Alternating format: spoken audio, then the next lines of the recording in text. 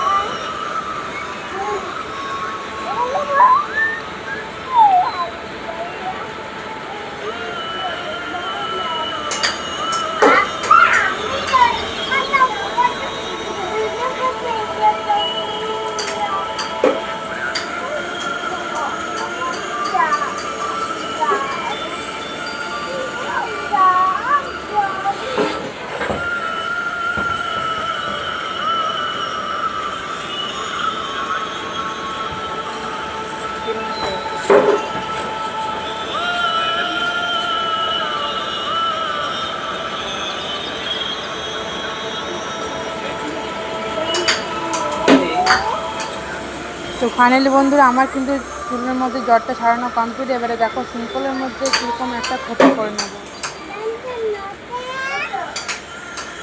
চলো খোপাটা করে তোমাদেরকে দেখাই।